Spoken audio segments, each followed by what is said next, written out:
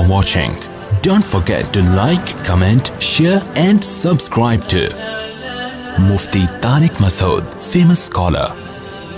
نحمده ونستعينه ونستغفره ونؤمن به ونتوكل عليه ونعوذ بالله من شرور أنفسنا ومن سيئات أعمالنا من يهده الله فلا مضل له ومن يضلل فلا هادي له ونشهد أن لا إله إلا الله وحده لا شريك له ونشهد أن سيدنا وحبيبنا وشفيعنا وسندنا محمدا عبده ورسوله صلى الله تعالى عليه وعلى آله وأصحابه وبارك وسلم تسليما كثيرا كثيرا أما بعد فأعوذ بالله من الشيطان الرجيم بسم الله الرحمن الرحيم والذين آمنوا أشد حبا لله.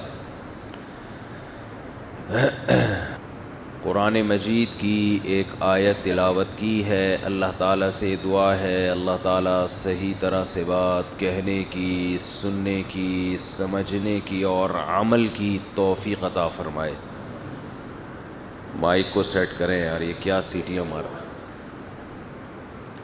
ہے.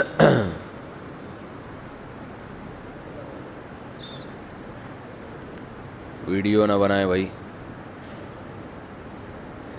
ٹھیک ہے نا؟ جزاک اللہ.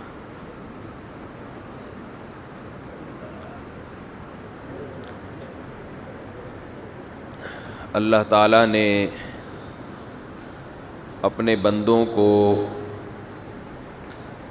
یہ باور کرایا کہ میں نے تمہیں پیدا کیا ہے، کیونکہ ہم نے اللہ کو اپنی آنکھوں سے دیکھا نہیں ہے. پیغمبروں کے ذریعے بتایا کہ میں نے تمہیں پیدا کیا. پھر یہ بھی بتایا کہ میرے ساتھ کوئی شریک نہیں ہے، میں اکیلا ہوں. یہ بھی بتایا کہ تم سب کے سب میرے محتاج ہو. انتم الفقراء الی اللہ، فقیر ہونے میں سب برابر ہو. فقیروں کی قسمیں ہوتی ہیں نا، کوئی چھوٹا فقیر، کوئی بڑا فقیر، کوئی درمیانہ.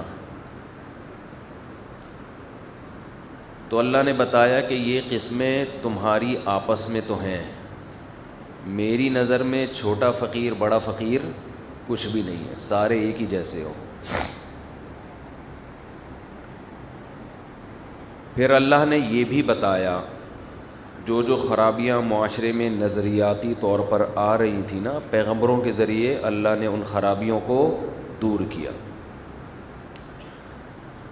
پھر اللہ نے یہ بھی بتایا کہ تم سب میرے فقیر ہو. فقیروں کو نوازنے کے دو طریقے ہوتے ہیں. جب بھی کسی فقیر کو نوازا جاتا ہے تو کتنے طریقوں پہ؟ بولو بھائی، دو طریقے. پشاور میں بیان بڑا مزیدار تھا، سن لیجئے گا یہ. اور جو وہاں کے لوگوں نے والہانہ محبت دی وہ بھی میں انشاءاللہ کبھی بھی نہیں بھولوں گا. اللہ ان لوگوں کو جزائے خیر دے. میری محبت نہیں، وہ اصل میں علماء کی محبت ہے. ہمارے تو کوئی سرخاب کے پر نہیں لگے ہوئے، علماء سے بڑی محبت ہے.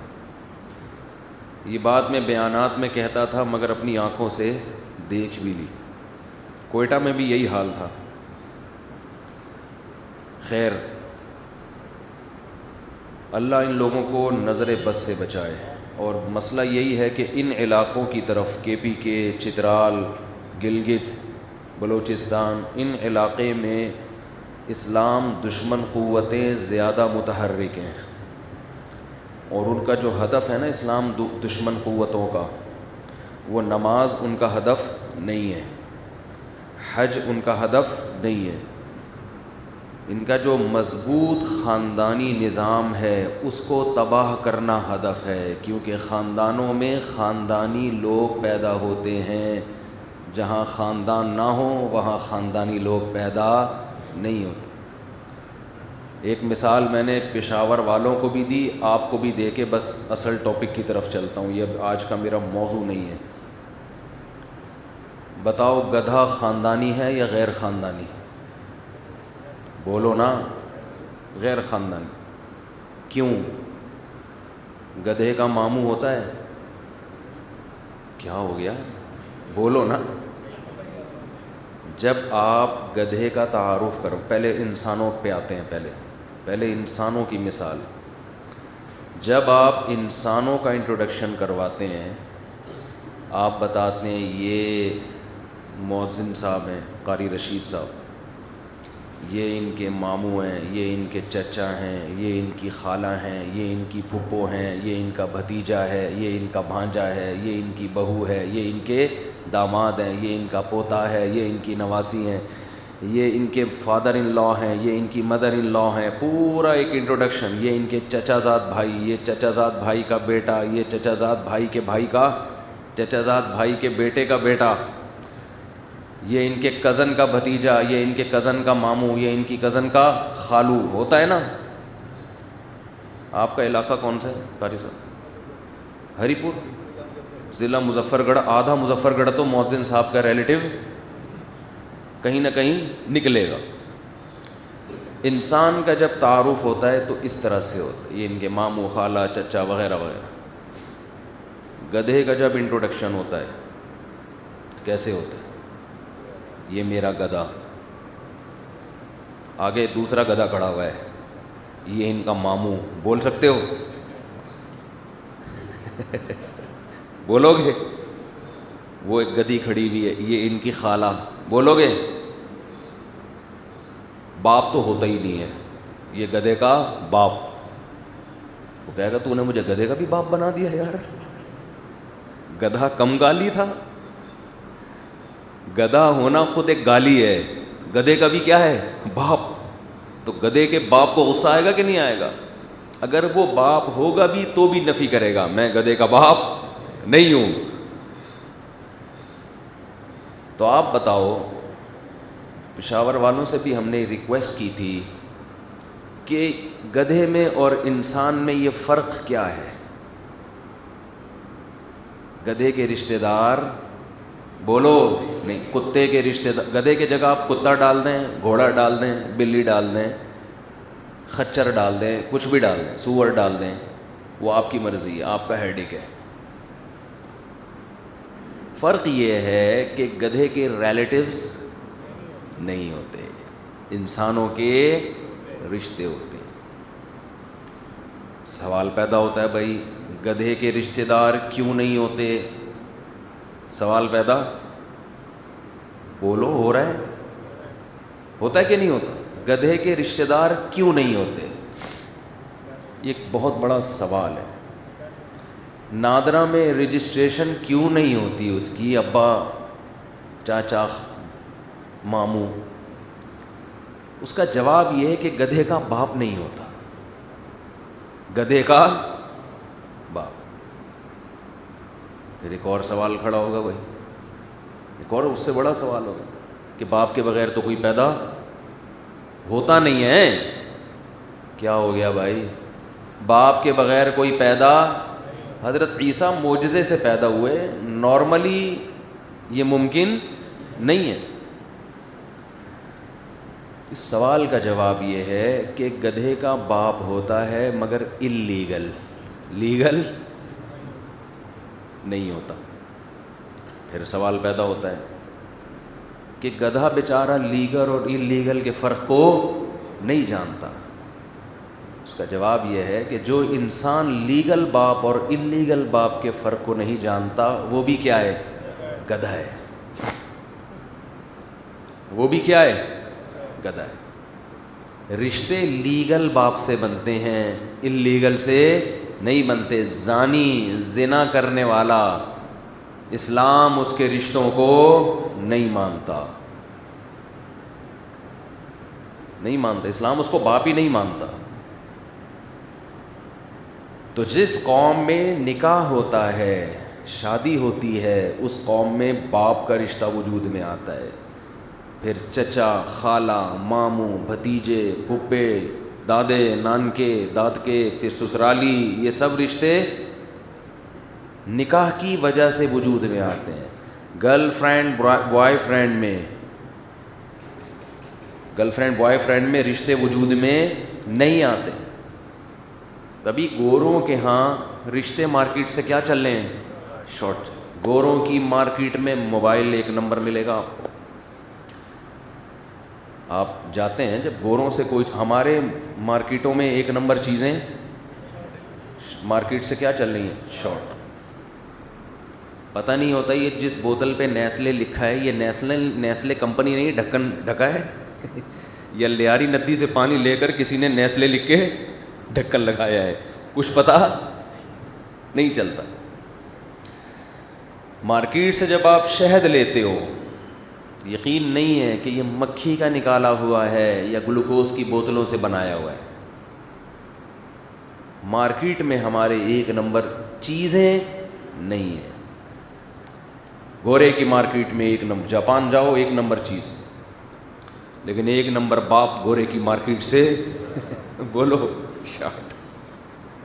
1 نمبر باپ مارکیٹ میں نہیں ملے گا. ہمارے ہاں جب کوئی بچہ یہ کہتا ہے کہ یہ میرے پاپا ہیں، ہمیں یقین آتا ہے واقعی اس کے پاپا ہوں گے. ہمیں ڈی این اے کی ضرورت نہیں، ہمیں یقین ہوتا ہے ہوں گے پاپا.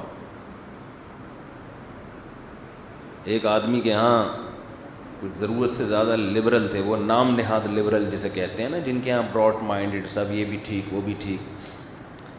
تو ان کے ہاں بچے پیدا ہو رہے تھے. اب براڈ مائنڈڈ اتنے تھے کہ بیگم کی الگ دوستیاں، اپنی الگ دوستیاں. تو ان کو یقین نہیں ہوا کہ پتہ نہیں میرے بھی ہیں کہ نہیں ہیں. ڈی این اے کی ہمت نہیں ہوتی تھی، لڑائی ہوگی. تو ان کے جب 10واں بچہ پیدا ہوا، ویسے لبرل لوگوں کے اتنے ہوتے نہیں ہیں. لبرل سے میری مراد ہوتی ہے نام نہاد لبرل، یہ بتا دو، ورنہ اسلام جتنا لبرلزم کا قائل ہے اتنا کوئی بھی نہیں ہے. اس پہ میں تفصیلی بیان کر چکا ہوں. جو لبرل بننے کی کوشش کرتے ہیں، تو 10واں بچہ پیدا ہوا تو اس کی شکل 9 سے مختلف تھی. 9 بہن بھائی ایک جیسے، 10ویں کی شکل تھوڑی کیا ہے؟ ڈفرینٹ. صحیح. اس کو شک ہوا کہ یار کوئی مسئلہ دال میں کالا کالا، یہ 10واں ڈاؤٹ ہے. یہ میرا شبہ ہوا کہ کیونکہ اس کی شکل باقی 9 سے کیا ہے؟ مختلف. پوچھتے تو لڑائی ہوتی، بیوی کہتی مجھ پہ شک کر رہے ہو. جب ان کی موت کا وقت آیا تو انہوں نے اپنی وائف کو بلایا کہ دیکھ اب تو میں دنیا سے جا رہا ہوں، تیرا کچھ بھی نہیں بگاڑ سکتا، اب بتا دے یہ 10واں کس کا ہے، کیونکہ اس کی شکل 9 سے کیا ہے؟ بولو مختلف. تو بیوی نے کہا کہ سچ سچ بتاؤں؟ اس نے کہا ہاں. اس نے کہا صرف یہی تیرا ہے، صرف اسی لیے اس کی شکل 9 سے. بولو. جو بے پردگی کا ماحول معاشرے میں پھیلایا جا رہا ہے نا، گرل فرینڈ بوائے فرینڈ، تو اس سے ایک تو نکاح کا سیٹ اپ ہی ختم ہوگا، اور اگر ہو بھی گیا نکاح تو رزلٹ یہ ہوگا مرد کو بیوی پہ شبہ، عورت کو مرد پہ. عورت کو یہ ہے کہ یہ پتہ نہیں کہاں جا کے منہ کالا کرتا ہوگا. اور یہ ہو رہا ہے، یہ ہونا شروع ہو گیا ہے. جن چیزوں کا ہم ماضی میں کبھی تصور بھی نہیں کیا کرتے تھے، آج ان چیزوں کو مسلمان گھرانوں میں دیکھ کر دل خون کے آنسو رونے کا دل کرتا ہے کہ کیا ہو رہا ہے. تو گدھے کا باپ بولو نہیں ہوتا، کیونکہ گدھا شادی نہیں کرتا، گدھی سے اس کا ریلیشن ہوا، خواہش پوری ہوئی، پتلی گلی سے نکل گیا. گرل فرینڈ، لوگ کہتے ہیں گرل فرینڈ بوائے فرینڈ میں پتلی گلی سے نہیں نکلتے، آپس میں ایک رشتہ ہوتا ہے. گرل فرینڈ وہ ایگریمنٹ ہوتا ہے کہ یہ جب تک یہ ہے وسیم کی طرف نظر اٹھا کے نہیں دیکھنا، اور بوائے فرینڈ گرل فرینڈ سے ایگریمنٹ کرتا ہے کہ جب تک تم میری ہو میں کسی اور کی طرف آنکھ اٹھا کے نہیں دیکھوں گا. اس کا جواب یہ ہے کہ یہ جو ایگریمنٹ ہے نا، یہ ریلیشن بہت کمزور ہے. یہ ایسے جیسے میں آپ سے کہوں کہ میں شام کو چائے آپ کے ہاں پیوں گا، تو مجھے کوئی پولیس تھوڑی مجبور کرے گی کہ میں آپ کے یہاں چائے پیوں. جا کے میرا موڈ آف ہو گیا، چائے پینے کا دل نہیں کر رہا، تو پیوں گا میں، ہے بھائی، کیونکہ رشتے نہیں بن رہے ہیں نا. تبھی تو گوروں کے ہاں اب بھی وائف میں اور گرل فرینڈ میں فرق ہے. کیا ہے ان دونوں میں فرق ہے؟ اس کے احکام الگ ہیں، گرل فرینڈ کے احکام الگ ہیں. میری الگ لفظ ہے، فرینڈ شپ الگ. اتنے لبرل ہو کے بھی ان کو پتہ ہے کہ میری ہوتی ہے اور فرینڈ شپ ان کو پتہ ہے. اور مرد کو جب آپشن دیا جائے تو فرینڈ شپ کو میرج پر ترجیح دیتا ہے.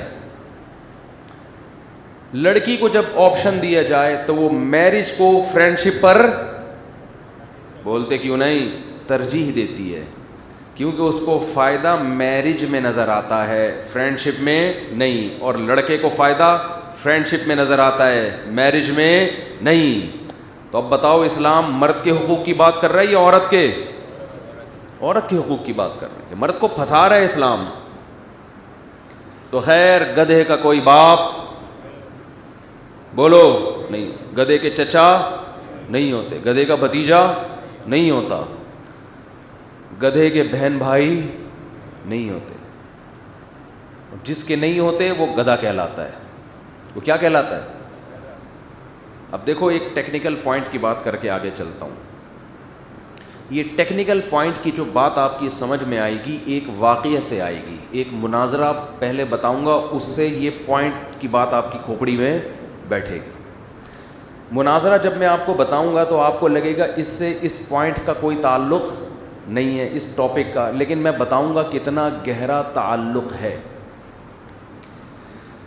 یہ مناظرہ میں پہلے بھی بیان کر چکا ہوں. شاید حضرت مولانا قاسم نانوتوی رحمۃ اللہ علیہ کا واقعہ ہے کہ ایک عیسائی پادری سے مناظرہ ہوا ان کا، یا مولانا یعقوب نانوتوی رحمۃ اللہ علیہ کا واقعہ ہے، واللہ اعلم.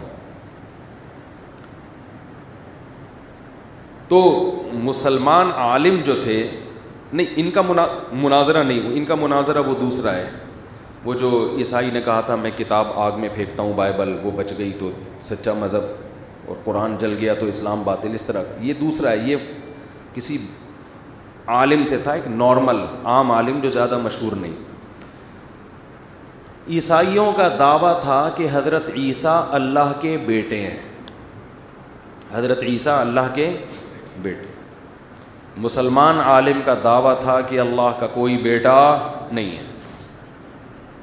جب مناظرہ شروع ہوا تو بعض دفعہ جو مناظرہ کرنے والا ہے چرب زبانی سے بات کو گھما پھرا کے نا بظاہر دلائل کی دنیا میں حاوی آ جاتا ہے، عوام اس سے متاثر ہونا شروع.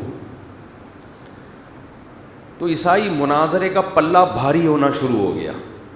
اور یہ جو مسلمان عالم تھے یہ اس اسٹائل میں دلائل نہیں دے سکتے جو عوام کو متاثر کر سکیں. تو مجمع میں ایک دیہاتی نے دیکھا کہ مسلمانوں کا پلڑا کیا ہو رہا ہے، کمزور، ان عالم کو بولنا نہیں آ رہا.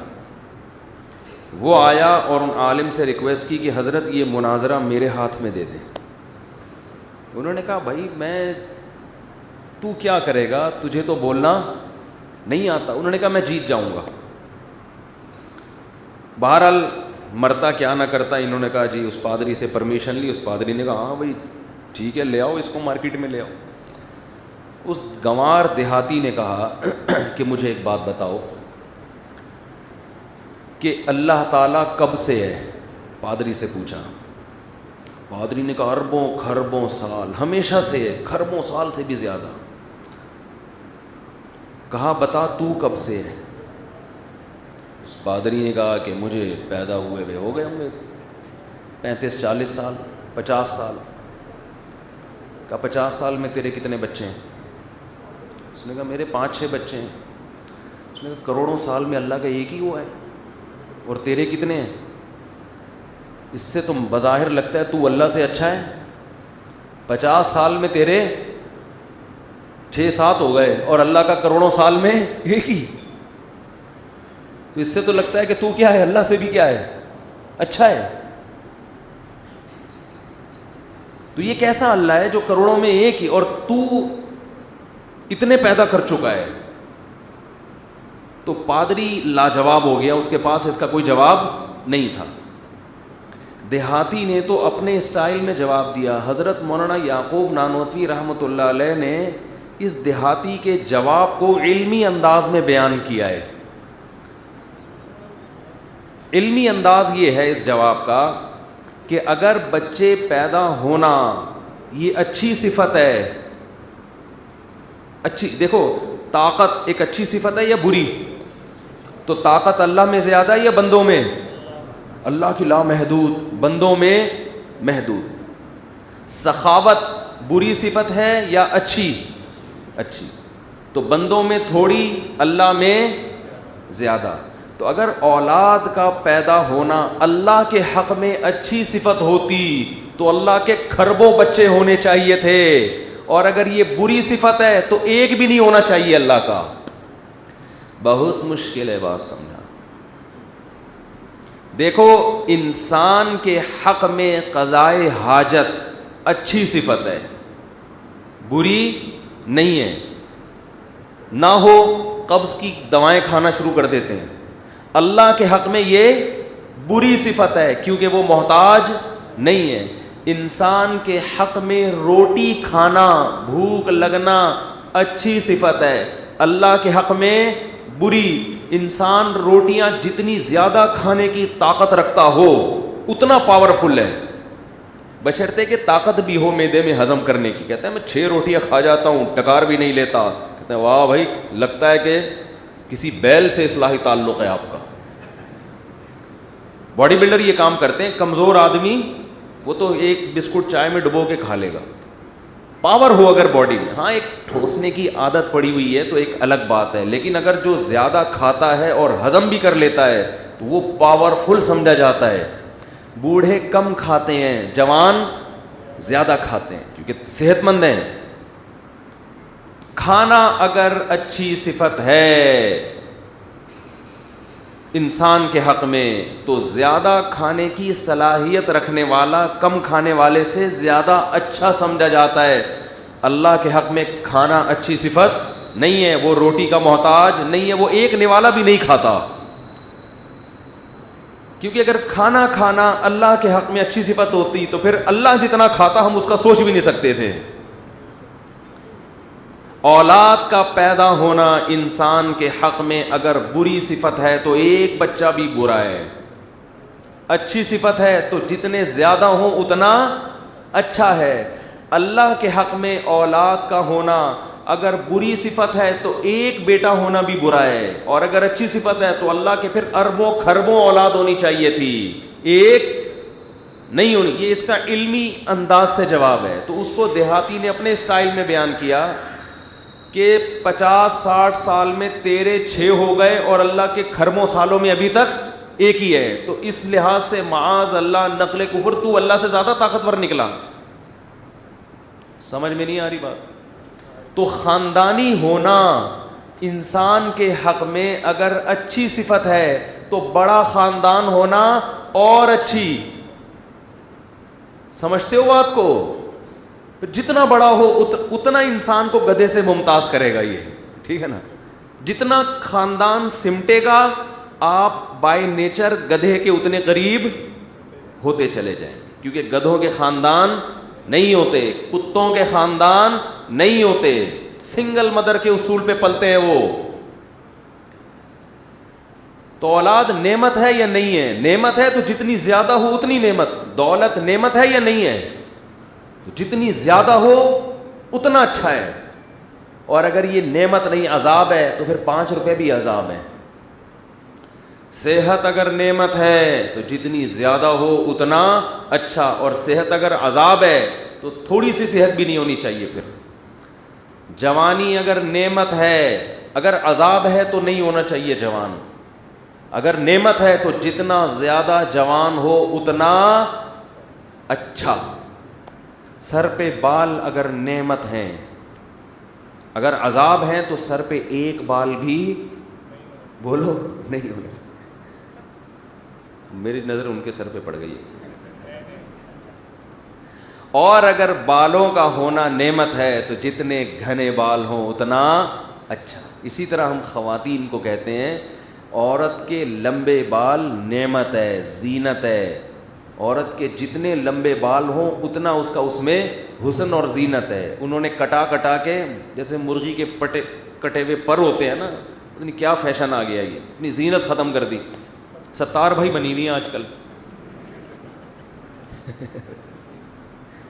اتنے چھوٹے چھوٹے بال ہیں, کوئی وسیم لگ رہی ہے, کوئی کیا لگ رہی ہے. وہ ایک شاعر کا شعر ہے نا, میرے بچپن کی جو سہیلی تھی آج کل وہ سہیل لگتی ہے. ان کا شعر ہے, وہ مشہور شاعر ہیں سلمان گیلانی. میرے بچپن کی جو سہیلی تھی آج کل وہ سہیل لگتی ہے. تو بھائی گدھے کا بولو گدھے کا باپ نہیں ہوتا. تو گدھا بھی گرل فرینڈ بوائے فرینڈ کے, تو جن لوگوں نے گرل فرینڈ بنا کے رکھی ہوئی ہے ان کو گدھا کہا کریں, سمجھتے ہو. اور جن کی ایک ہے ان کو خاندانی, اور جن کی 4 ہوں ایکسٹرا خاندانی سب کو. تو یہ تو جتنا یہ خاندانی نظام مربوط ہوگا نا, کیونکہ جب آپ کی اولاد زیادہ ہوگی تو آپ ایک پوتے کے دادا ہیں خاندانی, درجنوں کے دادا ہیں بہت زیادہ خاندانی. آپ کی 2-4 بہویں ہیں خاندانی, ہول پورا کنٹینر بہوؤں کا گھر میں پڑا ہوا ہے آپ کے پاس, تو بہت زیادہ خاندانی. اور جا کے دیکھ بھی لیں, مشاہدہ کر بھی لیں, بڑے خاندان والے لوگوں کی لائف اسٹائل دیکھیں آپ, خاص طور پر جب وہ پکی عمر کو پہنچتے ہیں ان کی عزت دیکھیں. اور چھوٹے خاندانوں میں جا کے بھی دیکھیں, محبتیں چھوٹے خاندانوں میں نہیں ہوتی, کیونکہ مفاد پرست بن جاتا ہے انسان. ابھی چائنا کہہ رہے 3 بچے پیدا کرو, چائنیز اس کے لیے تیار نہیں ہے. وہ کہتے ہیں بچہ اگر پینلٹی ہے, جرمانہ ہے, تو 1 بھی جرمانہ ہے, 1 بھی عذاب ہے, 2 بھی عذاب, 3 کیوں پیدا کریں ہم. وہ ایسا دماغ بنا دیا انہوں نے. خیر یہ میرا ٹاپک آج کا نہیں ہے, تو پشاور کے فضائل میں نے 2-4 باتیں آپ سے عرض کر دی. تو خیر میں یہ عرض کر رہا تھا, عرض کیا کر رہا تھا میں, بات کہاں سے شروع ہوئی تھی, ٹاپک تو میرے ذہن میں جو میں لے کے بیٹھا تھا. جی فقیر 2 طرح کے ہوتے ہیں, میں یہ عرض کر رہا تھا. دنیا میں فقیر 2 طرح کے ہوتے ہیں, ایک چھوٹا فقیر اور ایک بڑا فقیر. آج کل تو مارکیٹ میں چھوٹے فقیر, بعض دفعہ جس کو آپ زکوٰۃ دے رہے ہوتے ہو نا وہ ہنس رہا ہوتا ہے. وہ کیا کر رہا ہوتا ہے, بڑے بڑے فراڈی اس فیلڈ میں ہم نے دیکھے ہیں, وہ ہنس رہا ہوتا ہے اس کو کیسا بیوقوف بنایا میں نے. ایک ہیروئن چی, جب آپ تو ہیروئن چی پتہ نہیں کہاں چلے گئے, ایک ہیروئن چی میرے پاس پرانی بات ہے آیا, کہہ رہے پلیز ہیلپ می, انگلش بول رہا ہے, یہ شو کرنے کے لیے کہ میں پڑھا لکھا آدمی ہوں. مجبوری میں ہیروئن پینا شروع کر دی ہم نے, اور کہنے لگا ہیلپ می, مجھے حیدرآباد جانا ہے, I want to go to Hyderabad. یہ تو خیر اس نے نہیں کہا, مجھے حیدرآباد جانا ہے. تو حیدرآباد تو نے کیوں جانا ہے بھائی. تو فقیر کی 2 قسمیں ہیں, چھوٹا فقیر اور بڑا. اللہ کہتا ہے میرے سامنے تم سب کیا ہو, چھوٹے فقیر ہو, کوئی اس میں مستثنا نہیں ہے. دوسری بات یہ کہ ہم جب فقیروں کو نوازتے ہیں, دیتے ہیں, تو دینے کے 2 طریقے ہیں. بعض دفعہ ہم کیا کرتے ہیں کہ 50 روپے پکڑائے, 100 روپے پکڑائے, بھائی تو روٹی لے کے کھا لے, تو کچھ بھی کھا لے. بعض دفعہ ہم یہ کرتے ہیں کہ اس کو اپنے پاؤں پہ کھڑا کرنے کی کوشش کرتے ہیں, اور کرنا بھی یہی چاہیے کہ بھائی بجائے اس کے کہ آج اس نے روٹی کے لیے 50 روپے مجھ سے مانگے, رات کسی اور سے مانگے گا, تو اس کو ایک ریڑھی خرید کے دے دو, دکان بنا کے دے دو, رکشہ خرید کے دے دو, تاکہ یہ میرا محتاج بولو نہ رہے. سمجھتے ہو, یہ کون سے نمبر کا فقیر ہو گیا, دوسرا. اس کو ہم اب دوسرے نمبر کے فقیر سے ہی یاد کریں گے تاکہ آگے بات سمجھنے میں آسانی. مشرکین مکہ یہ کہا کرتے تھے کہ ہم سب اللہ کے فقیر ہیں, لیکن کچھ پہلے نمبر کے اور کچھ دوسرے نمبر کے. بڑی ٹیکنیکل بات ہے, اللہ کرے سمجھ میں آ جائے. کچھ فقیر ایسے ہیں جو ہر وقت اللہ کے محتاج ہیں, کچھ ایسے ہیں کہ اللہ کے محتاج تو ہیں لیکن اللہ نے ان کو اتنا نواز دیا ہے کہ ان کے ہاتھ میں بھی اختیارات آ گئے ہیں, ان کے ہاتھ میں بھی اختیارات آ گئے.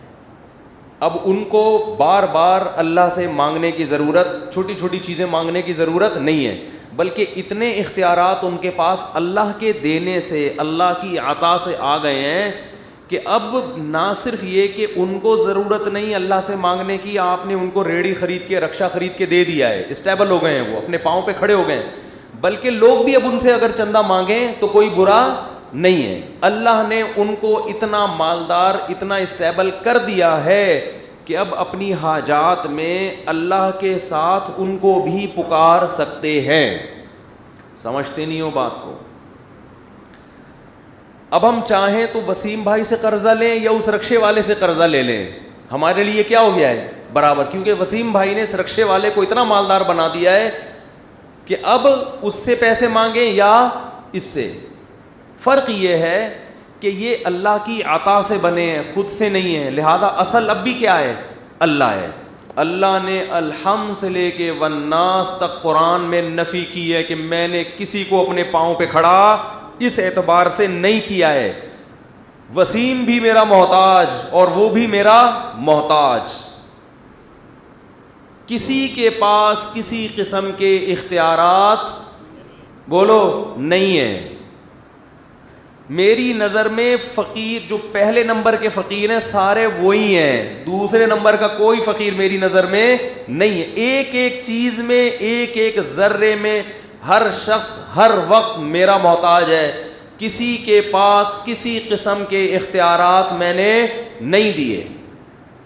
بات آ رہی ہے سمجھ میں؟ اور اختیارات کا مطلب کیا ہے؟ آپ کہہ سکتے ہیں ہم تو اللہ سے بھی مانگتے ہیں اور وسیم بھائی سے بھی مانگ لیتے ہیں, بعض دفعہ پیسے مانگ لیتے ہیں نا.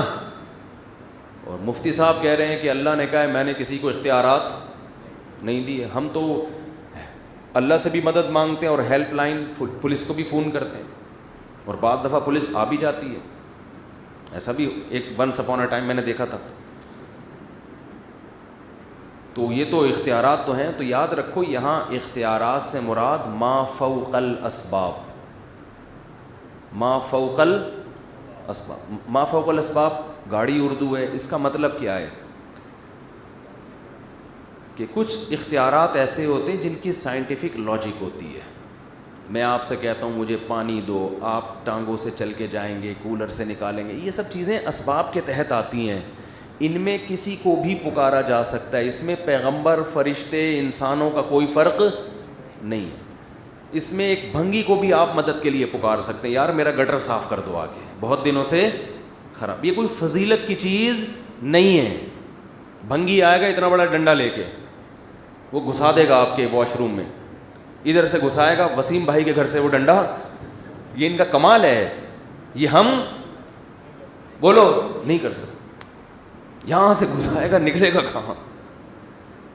ایک گٹر سے خود بھی گھسے گا, دوسرے سے نکل کے آ جائے گا. یہ میں اور آپ نہیں کر سکتے. یہ بھی ایک کمال ہے کہ نہیں ہے؟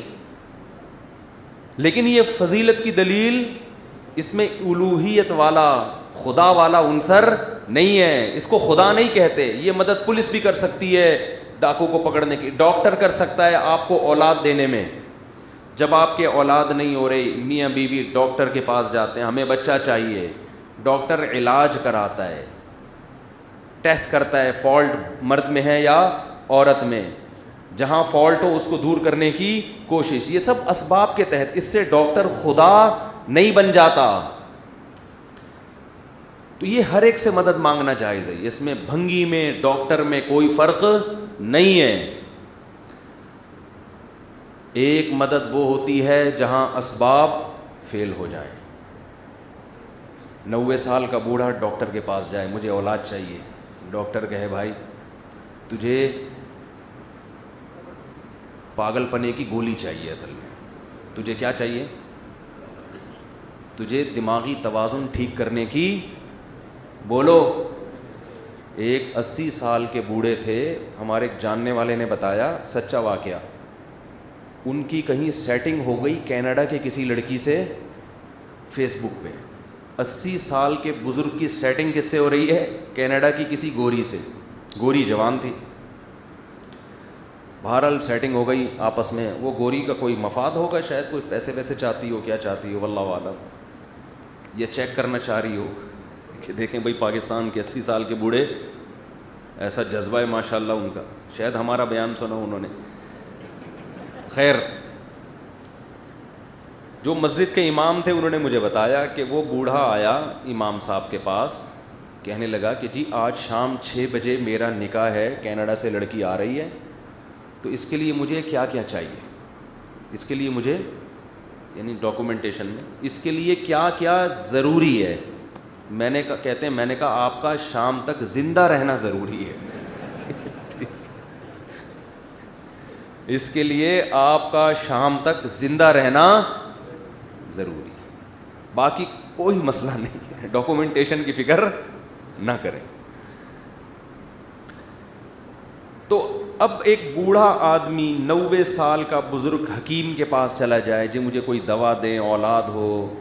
اگر کوئی سائنس نے اتنی ترقی کر لی ہو, کوئی ایسی میڈیسن ایجاد ہو گئی ہو کہ 90 سال کے بوڑھے کے بھی اولاد ہو سکتی, تو ایک الگ بات ہے. لیکن اگر نہیں ہوگی تو کہے گا بھائی اسباب کی دنیا میں یہ ممکن نہیں. مشرکین یہ کہا کرتے تھے کہ اللہ نے کچھ پیغمبروں کو, کچھ بزرگوں کو, کچھ ولیوں کو ان سے محبت کی وجہ سے, ان کی عبادت کی وجہ سے ایسے اختیارات گفٹ کر دیے ہیں جو اسباب کی دنیا میں ممکن نہیں ہے. لہذا وہ بھی اولاد دے سکتے ہیں, وہ بابے, اور وہ رزق میں برکت بھی دے سکتے ہیں, وہ آپ کو روزگار بھی دے سکتے ہیں, وہ بیماروں کو دوا کے بغیر شفا بھی دے سکتے ہیں. تو یہ ایسی چیزیں ہیں جو اللہ نے ان کو کیا کر دی ہیں, یعنی کوئی رکشہ خرید کے دے دیا, اب وہ محتاج نہیں ہے, وہ خود اسٹیبل ہو گئے ہیں. لیکن وہ کہتے تھے سارے اختیارات نہیں, فلاں بزرگ کو اولاد دینے کا, فلاں بزرگ کو روزگار دینے کا, فلاں بزرگ کو صحت دینے کا, فلاں بزرگ کو آپس میں اگر لڑائی ہو گئی تو محبت پیدا کرنے کا. تو وہ اختیارات انہوں نے بانٹے ہوئے تھے, ایک کے بارے میں یہ نہیں کہا کہ سارے اس کو دے دیے. سمجھتے ہو؟ پھر جب وہ بزرگ دنیا سے چلے جاتے تو ان بزرگ کی مورتیاں بنا کر ان کی عبادت کرتے, اور کہتے ہم ان مورتیوں سے نہیں مانگتے بلکہ یہ مورتیوں کے سامنے جھکیں گے تو اس کے پیچھے جو بزرگ ہے نا, جن کا یہ مجسمہ ہے, وہ ہماری حاجت روائی کریں گے. ہندوؤں میں جو بت پرستی کا کانسیپٹ ہے وہ یہی ہے کہ یہ بھگوان براہ راست نہیں دیتا, اصل میں یہ بھگوان کسی دیوتا کی عکاسی کر رہا ہے. اس کے سامنے جھکیں گے تو دے گا کون سا؟ دے گی وہ جو جس کی روح اس میں ہے, یا جو جس کی یہ نمائندگی کر رہا ہے. وہ کہتے ہیں جیسے آپ بیت اللہ کے سامنے جھکتے ہو, مگر آپ کو پتہ ہے بیت اللہ نہیں دے گا, دے گا کون؟ اللہ دے گا. سمجھتے نہیں ہو بات کو؟ تو قرآن کہتا ہے کہ ہم نے کسی بزرگ, کسی ولی, کسی فرشتے, کسی پیغمبر کو کسی قسم کا اختیار دیا ہی نہیں ہے. جب دیا ہی نہیں ہے تو ان کی مورتیاں یا عین اسی شخص کے یا اس کی قبر کے سامنے جھکنے کا کوئی تصور نہیں ہے. اور بیت اللہ کے سامنے جو ہم جھکتے ہیں اس لیے کہ اللہ کا گھر ہے, دیتا بیت اللہ بھی نہیں ہے, وہ تو پتھر ہے. حضرت عمر نے حجر اسود کو چوم کے فرمایا تھا نا کہ مجھے پتہ ہے نہ تو نقصان دے سکتا ہے اور نہ تو فائدہ. میں نے محمد صلی اللہ علیہ وسلم کو دیکھا ہے کہ تجھے بوسہ لیتے ہوئے, اس لیے لے رہا ہوں, فائدہ نقصان تیرے ہاتھ میں نہیں ہے. تو یہ شرک معاشرے میں آج بہت تیزی سے پھیل گیا ہے. شیعہ حضرات کہتے ہیں حضرت علی کے پاس اختیارات, اہل بیت کے پاس اختیارات. ہمارے بہت سے دوسرے چینل والے لوگ کہتے ہیں اللہ نے اپنے حبیب کو اختیارات دیے ہوئے ہیں اور مختار کل بنا دیا. مشرکین تو کہتے تھے فلاں اختیار اس کو, فلاں اختیار اس کو. یہ کہتے ہیں اللہ نے اپنے حبیب کو سارے اختیارات دے دیے ہیں. اللہ کی عطا سے ہمارے حبیب اولاد بھی دے سکتے, ہمارے نبی اولاد بھی دے سکتے ہیں, اللہ کی عطا سے بگڑی بنا سکتے ہیں, اللہ کی عطا سے بے روزگاروں کو روزگار دے سکتے ہیں. ہم یہ کہتے ہیں کہ اللہ نے اپنے حبیب صلی اللہ علیہ وسلم کو ان اختیارات میں سے تمام تو دور کی بات کوئی ایک اختیار بھی نہیں دیا ہے. ایک اختیار کا قائل ہونا بھی اسی طرح کا شرک ہے جیسے تمام اختیارات کا قائل ہونا یہ شرک ہے. اللہ کی نظر میں دونوں شرک برابر ہیں. ہمارے پیغمبر بھی اللہ کے اسی طرح محتاج ہیں جیسے ہم محتاج. محتاجی میں اللہ کے ہاں سب کیا ہیں؟ برابر. کسی کو کسی قسم کا اختیار اللہ نے نہیں دیا ہے. ہاں اسباب کے تحت. اچھا ایک اشکال کا جواب دے کے میں آگے چلتا ہوں. بعض لوگ کہتے ہیں کہ یہ کیا بات ہوئی بھائی, اسباب سے ہٹ کے اختیارات پیغمبر کو نہیں دیے, قرآن سے پتہ چلتا ہے فرشتوں کو تو دیے ہیں. بارشیں کون برساتے ہیں؟ بولو, فرشتے. اور حضرت جبریل علیہ السلام حضرت مریم کے پاس آئے, جب وہ غسل کے لیے تنہائی میں گئی ہیں انسانی شکل میں آئے اور کہنے لگے میں تیرے رب کا بھیجا ہوا فرشتہ ہوں, لِأَهَبَ لَكِ غُلَامًا زَكِيًّا, میں چاہتا ہوں تجھے ایک پاکیزہ بچہ گفٹ کر دوں, ہبہ کر دوں. تو کہتے ہیں جب جبریل حضرت مریم کو عیسیٰ جیسا بچہ گفٹ کر سکتے ہیں تو محمد صلی اللہ علیہ وسلم ہمیں اولاد کیوں نہیں دے سکتے؟ سوال سمجھ میں آ رہا ہے کہ نہیں آ رہا؟ دیکھو اللہ تعالیٰ نے کسی سے کام لینا الگ چیز ہے, کام کے اختیار دے دینا بولو الگ چیز ہے. مثال کے طور پر ہم قلم سے پین سے کام لیتے ہیں, تحریر لکھتے ہیں, لیکن تحریر لکھنے کا اختیار قلم کے پاس نہیں ہوتا. ہم جدھر کو گھمائیں گے قلم وہاں گھومے گا, اس سے مدد لے رہے ہیں. بعض دفعہ مدد کی ضرورت نہیں بھی ہوتی, آپ کمپوز کر سکتے ہو پھر بھی قلم سے مدد لے لیتے ہو. قلم کے ذریعے کام لینا الگ چیز ہے, قلم کو اختیار دینا الگ چیز ہے. یہی وجہ ہے آپ نے قلم سے کوئی لیٹر لکھا, سامنے والے نے دیکھا بڑا اچھا لکھتا ہے بھائی, تو آپ سے ریکویسٹ کرنے کے بجائے وہ قلم سے ریکویسٹ کرنے لگا کہ تم مجھے بھی ایسا ایک لیٹر لکھ کے دے دو. قلم لکھے گا؟ بولے گا بھائی مجھے اختیار نہیں ہے, میں کاتب کی انگلیوں میں گھومتا ہوں, جدھر کو گھمائے گا بولنے پر پابندی ہے, جدھر کو گھمائے گا گھوم جائے گا. اسی لیے قلم سے کبھی بھی نہیں مانگا جاتا, مانگا کاتب سے جاتا ہے. فرشتے اللہ کے ہاتھ میں ایسے ہیں جیسے رائٹر کے ہاتھ میں قلم. اسی وجہ سے اللہ سے مانگا جاتا ہے, فرشتوں سے نہیں مانگا جاتا. سوال پیدا ہوتا ہے پھر جبریل کو چاہیے تھا کہ وہ حضرت مریم سے یوں کہتے کہ میں اللہ کی طرف سے تجھے اولاد دینا چاہتا ہوں, دے گا اللہ, میں صرف کیا بن رہا ہوں؟ ذریعہ. لیکن جبریل کے الفاظ یہ تھے لِأَهَبَ لَكِ غُلَامًا زَكِيًّا, میں تجھے اولاد گفٹ کرنا چاہتا ہوں.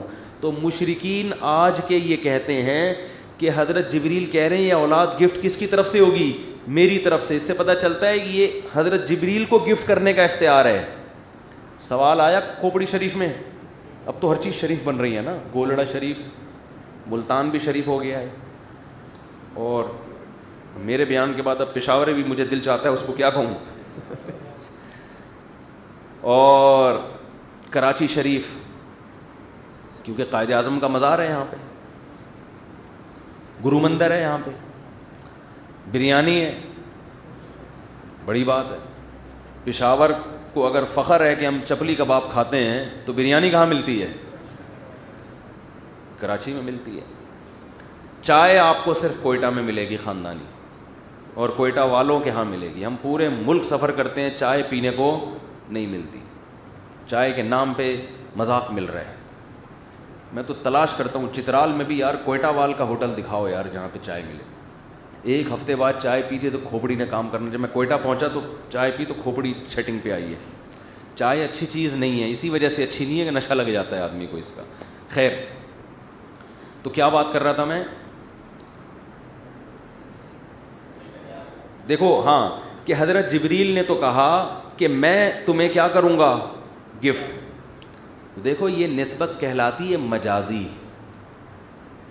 لغت میں بعض دفعہ کوئی ذریعہ بن رہا ہو نا تو اس کی طرف بھی نسبت کر دی جاتی ہے.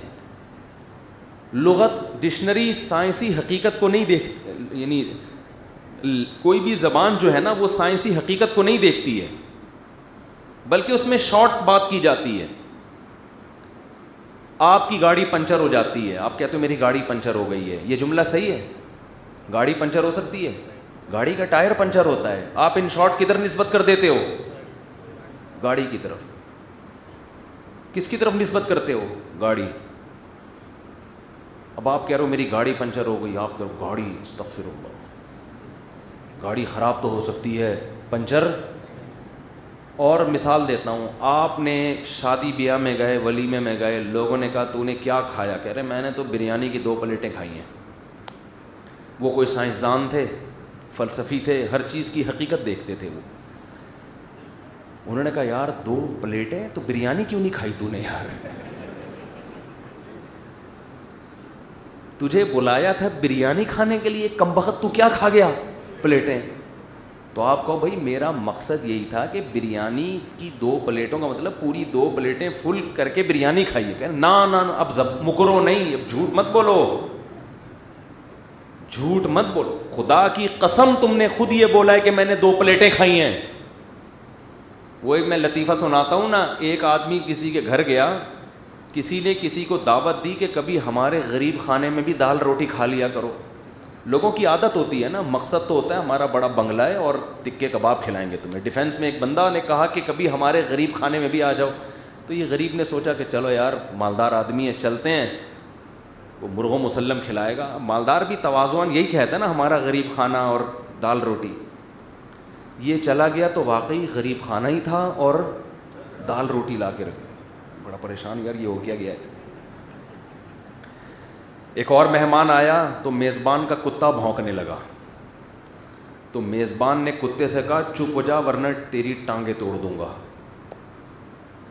تو یہ مہمان کتے سے کہتا ہے چپ ہو جا, واقعی ٹانگیں ہی توڑے گا یہ. کیونکہ جو بات یہ کہتا ہے اس کا حقیقی معنی مراد ہوتا ہے, مجازی معنی مراد نہیں ہوتا. جو لفظ یہ استعمال کر رہا ہے اس کا مقصد وہی لفظ ہے, دوسرا معنی نہیں. چپ ہو جائے, یہ ٹانگیں ہی توڑے گا. ایسا نہیں ہو سکتا کہ یہ ویسے ہی دھمکی دے رہا ہو. تو اسی وجہ سے قرآن میں ہر چیز کی نسبت دل کی طرف کی ہے. تمہارے دل میں محبت نہیں ہے, یہ دل سے سوچتے نہیں ہیں. کیونکہ عام محاوروں میں سوچنے کی نسبت دل کی طرف ہوتی ہے, محبت کی نسبت دل کی طرف. کبھی دنیا میں آپ نے نہیں دیکھا ہوگا کسی عاشق نے معشوق کو کہا ہو کہ میں نے تمہیں اپنا دماغ دے دیا. حالانکہ محبت دماغ میں ہوتی ہے, دل میں تھوڑی ہوتی ہے. لیکن کبھی نہیں آپ نے دیکھا ہوگا کہ آج سے یہ دماغ تمہارا ہوا. وہ کہے گی یہ اس کے اندر دماغ نہیں, دماغ کے علاوہ دل کہا جاتا ہے. کیوں؟ اس لیے کہ جب انسان دماغ سے سوچتا ہے یا دماغ میں کوئی خوف آتا ہے یا محبت آتی ہے تو سب سے پہلا اثر کہاں پہ ہوتا ہے؟ دل پہ. دل کی دھڑکن تیز. اسی وجہ سے لغت, زبان وہ ان چیزوں پہ نسبت کرتی ہے جو فوراً جس پہ افیکٹ ہو رہا ہے, جو نظر آ رہی ہیں. دماغ نظر تھوڑی آ رہا ہے, وہ پتہ نہیں کیا سوچ رہا ہے. ہم تو دل کی دھڑکن کو دیکھتے ہیں. محبت ہوتی ہے, دل کی دھڑکنیں تیز ہوتی ہیں. تو اس لیے کہتا ہے بھائی یہ دل کس کا ہے, اب یہ تمہارے لیے دھڑکے گا. کہہ نہیں دینا کسی کو, پٹو گے. ٹھیک ہے. اس کی ایک بہترین مثال, آنکھ روتی ہے. ہم کہتے ہیں نا اس کی آنکھیں سو رہی ہیں, اس کی آنکھیں رو رہی ہیں. حالانکہ دماغ روتا ہے, آنکھ نہیں روتی. روتا کیا ہے؟ دماغ. مگر اثر کہاں ظاہر ہوتا ہے؟ تو زبان جو ہے نا, اہل لغت وہ سائنٹیفک حقیقت کو سامنے رکھ کے بات نہیں کرتے. یہ کلام بلاغت کے خلاف ہوتا ہے. بلیغ وہ کلام ہے کہ جسم کا جو پارٹ سب سے پہلے متاثر ہو رہا ہے, جس کام کی وجہ سے متاثر ہو رہا ہے, اس کام کی نسبت اس پارٹ کی طرف کی جائے, اصل منبع اور سرچشمہ کی طرف نہ کی جائے. تو قرآن بھی بار بار دل کی طرف نسبت کرتا ہے. لہم قلوب لا یفقہون بہا, ان کے دل ہیں جس میں سمجھنے کی صلاحیت نہیں ہے. کیا مطلب؟ کہ ان کے ایسے دل ہیں کہ دماغ میں جب کوئی چیز آتی ہے تو دل پہ اس کا اثر نہیں ہوتا. اس سے پتہ چلتا ہے سمجھنے کی صلاحیت ہی ختم ہو گئی ہے. تو اب بجائے قرآن یہ سائنٹیفک حقیقت بیان کرتا کہ ان کے دماغ ہیں جس میں سمجھنے کی اتنی صلاحیت نہیں ہے کہ دل پہ اس کا اثر ہو, یہ کلام بلاغت کے خلاف ہو جاتا. قرآن ڈائریکٹ کس کی طرف نسبت کرتا ہے؟ دل کی طرف. یہ بلاغت ہے. اور وہ محبت جو مطلوب ہے اسلام میں, وہ وہی محبت ہے کہ دماغ سے نکل کے اس کا اثر کہاں ہو؟ دل پہ ہو. اگر اثر نہیں ہو رہا تو وہ جامد محبت ہے. تو قرآن اللہ کی وہ محبت چاہتا ہے جس کا اثر کس پہ ہو؟ دل پہ. اسی وجہ سے ہمارے حبیب صلی اللہ علیہ وسلم کو کا سینہ مبارک چاک کر کے آپ کا دل نکالا گیا, اس میں نور معرفت ڈالا گیا. اس کی وجہ بھی یہی ہے کہ دماغ کا کنیکشن کس سے ہے؟ دل سے اللہ نے قائم کیا ہے. تو خیر میں عرض کر رہا, یہ دل دماغ گردے پھیپڑے پتہ نہیں کہاں سے آ گئے. بات کیا چل رہی تھی؟ وہ جو ہے ہاں, تو یہ جو حضرت جبریل نے کہا ہے کہ میں تجھے اولاد گفٹ کرنا چاہتا ہوں, یہ مجازی نسبت ہے, حقیقی نسبت نہیں ہے. حقیقت میں کس نے یہ اولاد دی ہے؟ یہی وجہ ہے کہ آج کے مشرکین کبھی بھی حضرت جبریل سے اولاد نہیں مانگتے. کبھی نہیں کہتے کہ اے جبریل, جیسے آپ نے حضرت مریم کو عیسیٰ دے دیا تو مجھے بھی ایک وسیم غفار ستار نام کا کوئی بندہ مل جائے.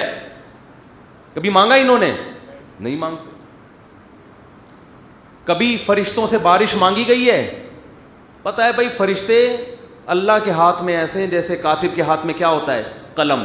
اور یہ فرشتوں کی فضیلت کی دلیل نہیں ہے, کیونکہ یہ کام مزدوروں سے لیا جاتا ہے. اللہ پیغمبروں سے یہ کام نہیں لیتے. پیغمبر کا جو منصب ہے وہ یہ ہے کہ اللہ کا پیغام اللہ کے بندوں تک پہنچوائیں.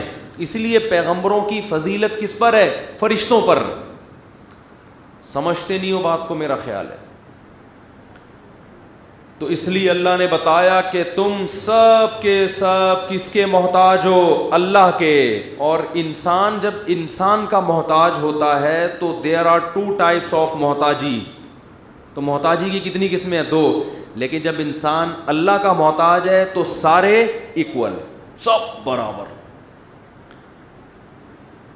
نہ علی مشکل کشا, نہ غوث اعظم مشکل کشا, نہ محمد صلی اللہ علیہ وسلم مشکل کشا, نہ پیران پیر مشکل کشا.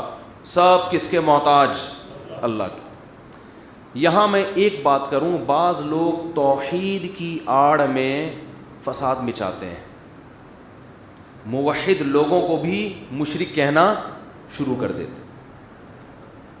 دیکھو, مشکل کشا کے بھی 2 مطلب ہیں. ایک مطلب اسباب سے ہٹ کے مشکل کشا, ایک مطلب اسباب کے تحت مدد کرنے والا. مشکل کشا کا لغوی معنی کیا ہے؟ مشکلیں دور کرنے والا. تو اگر کوئی کسی کو مشکل کشا اس معنی میں کہے کہ یہ اپنی صلاحیتیں استعمال کرتا ہے, مثلا یہ ڈاکٹر اچھا ہے, تو وہ بھی تو اس لحاظ سے مشکل کشا ہے نا کہ اس نے لوگوں کی بیماریوں کو کیا کر دیا؟ دور. تو اس بیس پر اگر کوئی ڈاکٹر کو مشکل کشا کہتا ہے تو اسے مشرک کہنے کی اجازت بولو نہیں ہے. تو بعض بزرگان دین ایسے گزرے ہیں جن کے ہاں مشکل کشا کا یہ معنی نہیں تھا جو مشرکین کی نظر میں ہے, بلکہ وہ دوسرے معنی میں انہوں نے کسی کو مشکل کشا کہا ہے کہ ان کے پاس جب بھی جاؤ, ان کو جو اللہ نے صلاحیتیں دی ہیں, جیسے کوئی سخی ہے تو جب بھی کوئی فقیر جاتا ہے یہ سخی اس کو مدد کرتا ہے, پیسے دیتا ہے. ایک ڈاکٹر ہے, حکیم ہے, جب بھی کوئی بیمار جاتا ہے اللہ نے اس کے ہاتھ میں شفا رکھی ہے. اس معنی میں اگر کوئی کسی کو مشکل کشا کہتا ہے تو وہ مشرک نہیں ہے. بعض لوگ بہت سے بزرگوں کے کلام میں یہ مشکل کشا کا لفظ نکال کے توحید کا پرچار کم کرتے ہیں, ان کو مشرک بنانے کے فتوے ان پہ بولو زیادہ لگا رہے ہو. ان کا مقصد توحید نہیں ہوتا. توحید کے نام پہ لوگوں پہ کفر کے فتوے لگا کے فرقواریت کو پھیلا کے یہ کہنا سارے غلط ہیں, جنت میں صرف میں جاؤں گا. سمجھ میں نہیں آ رہی بات. ہاں یہ بات ضرور ہے کہ جن بزرگوں نے مشکل کشا اس معنی میں لکھا کسی بزرگ کو یا کسی ولی کو کہ یہ اسباب کے تحت لوگوں کی مشکلات دور کرتے تھے, اس معنی میں, وہ بزرگ اگر ہمارے دور میں ہوتے تو ہم ان سے ریکویسٹ کرتے کہ حضرت آپ کو ایسا لفظ استعمال نہیں کرنا چاہیے جو روح معنی ہو, کیونکہ توحید کے معاملے میں اسلام بہت حساس ہے. یہ ضرور ہے, یہ ان سے اجتہادی غلطی ہوئی ہے کہ ان کو ذو معنی لفظ استعمال بولو نہیں کرنے چاہیے تھے. سوال پیدا ہوتا ہے کہ آپ کو کیسے پتا چلا کہ ان بزرگوں نے مشکل کشا کا لفظ شرک والے معنی میں نہیں بلکہ دوسرے معنی میں استعمال کیا؟ آپ کیوں ٹھیکیدار بنے ہوئے ہیں, آپ کیوں ان کے دفاع کے ذمہ دار بنے ہوئے ہیں؟ سیدھا سیدھا فتویٰ کیوں نہیں لگا دیتے؟ دو وجہ سے فتویٰ نہیں لگاتے. ایک تو یہ کہ مسلمان کا عمل جب آپ کے سامنے آئے تو قرآن و سنت سے, اجماع امت سے پتہ چلتا ہے, حتی الامکان اس کا اچھا مطلب تلاش کرو, برے مطلب پہ نہیں لے کے جاؤ. کسی کو کافر قرار دینا آسان کام نہیں ہے. دوسری بات یہ کہ انہی بزرگوں کی ساری زندگی توحید کی پرچار میں گزری, ساری زندگی اس کی نفی میں گزری کہ مشکل کشا اللہ کے علاوہ کوئی نہیں ہے. تو کسی کے کلام کا مطلب وہی لیا جائے گا نا جو وہ خود لے رہا ہے, جو اس کے نظریات سے میچ کر رہا ہے. ایک آدمی ایسا کلام کرتا ہے جو اسی کے نظریات سے میچ نہیں کرتا, تو اس کے کلام کا وہ مطلب لیں گے جو وہ خود بیان کر رہا ہے, یا وہ مطلب لیں گے جو آپ بیان کر رہے ہو. ایک آدمی کہتا ہے کہ میں نے 3 پلیٹیں کھا گیا, آپ کہہ رہے ہیں یہ پلیٹیں ہی کھایا ہے. وہ کہہ رہا ہے خدا کی قسم بریانی کھائی ہے میں نے, آپ کو نہیں, یہ جھوٹ بول رہا ہے. تو ہم آپ کو برا کہیں گے, اس کو نہیں. ہم کہیں گے یہ خود اپنے کلام کا ایک مطلب بیان کر رہا ہے, تو جو مطلب یہ بیان کر رہا ہے وہ لو نا. یہ خود کہہ رہا ہے بھائی پلیٹ سے میری مراد کیا تھی؟ بریانی تھی. آپ کہہ رہے ہو نہیں پلیٹ سے اس کی مراد کیا تھی؟ پلیٹیں ہی کھائی ہیں اس نے. تو اس کا مطلب پھر آپ فتنہ پرست ہو. تو ہمارے اکابر کی کتابوں میں بعض ایسے الفاظ ملتے ہیں جس سے شرک کا وہم ہوتا ہے, لیکن انہوں نے جو اپنے عقائد اور اپنے جو کتابیں ان کی بھری ہوئی ہیں توحید کی پرچار میں, اس سے صاف پتہ چلتا ہے کہ یہ دوسرے معنی میں ہے, پہلے معنی میں نہیں ہے. وہ خود اس کی نفی کر رہے ہیں. بہشتی زیور عقیدوں کی, مسائل کی اور عقیدوں کی کتاب ہے جو ہندوستان میں جس کو سب سے زیادہ مقبولیت حاصل ہوئی.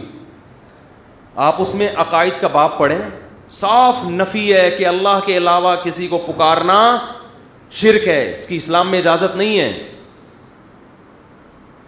اگر علماء دیوبند مشرک ہوتے تو ہم علماء دیوبند کے وارث بننے کی کوشش کرتے ہیں, ہم بھی قبر پرست ہوتے, ہم بھی قبروں پہ جاتے. سعودی عرب میں ایک عالم نے کتاب لکھی کہ تبلیغی جماعت والے قبر پرست ہیں, اور بہت بڑے عالم ہیں, میں ان کا نام بھی بیان کر سکتا ہوں لیکن فتنے کے علاوہ کچھ بھی نہیں ہوگا. عربی میں کتاب ہے ان کی, میں نے خود پڑھی ہے. بہت بڑے چوٹی کے عالم اور بڑے نیک پرہیزگار. کتاب میں کیا لکھ رہے ہیں؟ تبلیغی جماعت والے کیا ہیں؟ قبر پرست. میں نے کہا اگر کچھ اور کہہ دیتے شاید ہم مان لیتے, شاید کہ امکان تھا. 3 دن کی جماعت میں نکل کے دیکھ لیتے تو پتہ چلتا کہ تبلیغی جماعت والے جتنے قبر پرستی کے خلاف ہیں عملاً, اتنا شاید دنیا میں کوئی دوسرا. وہ تو توحید میں اتنا مبالغہ کرتے ہیں کہ جہاں ہونا چاہیے وہاں بھی نہیں ہونے کے قائل. کہتے ہیں اللہ سے سب کچھ ہوتا ہے, دکان سے کچھ بھی نہیں ہوتا. اس چکر میں بعضوں نے دکانوں پہ تالے ڈال کے نکل گئے. یہ وہ تو جہاں سے ہو رہا ہے وہاں سے ہونے کے قائل نہیں ہیں, تو جہاں قبر سے نہیں ہو رہا وہاں سے ہونے کے کہاں سے قائل ہوں گے.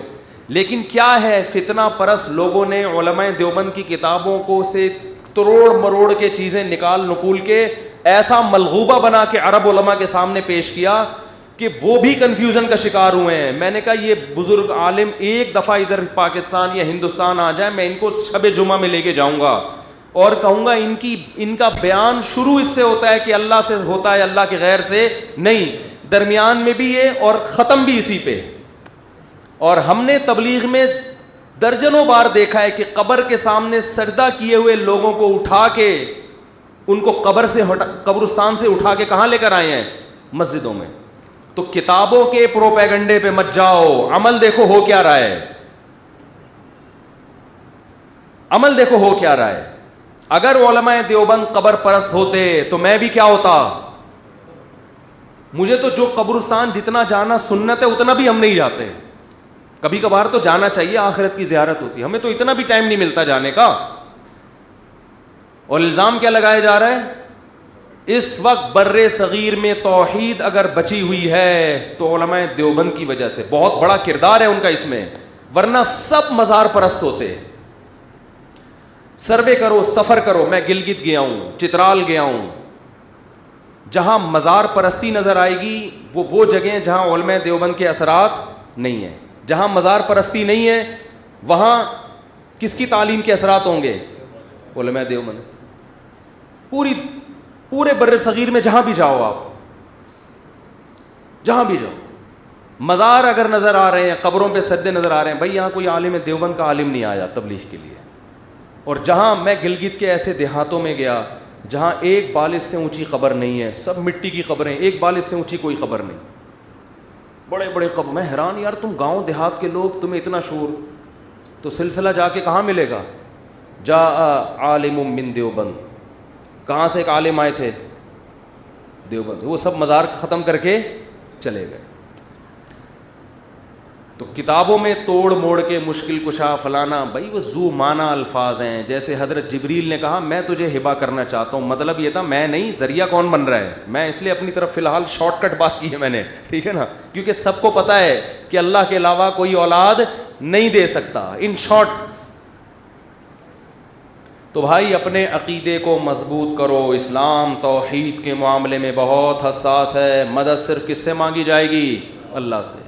مزاروں پہ حاجات پوری نہیں ہوتی. ایک آخری بات کر کے بیان ختم کرتا ہوں.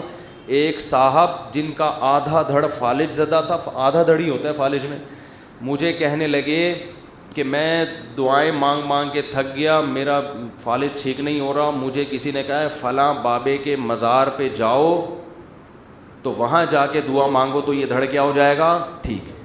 میں نے کہا جس بابا کی قبر پہ جا رہے ہو آپ کا آدھا دھڑ کام نہیں کر رہا, ان کے دونوں دھڑ کام تبھی تو قبر میں گئے ہیں.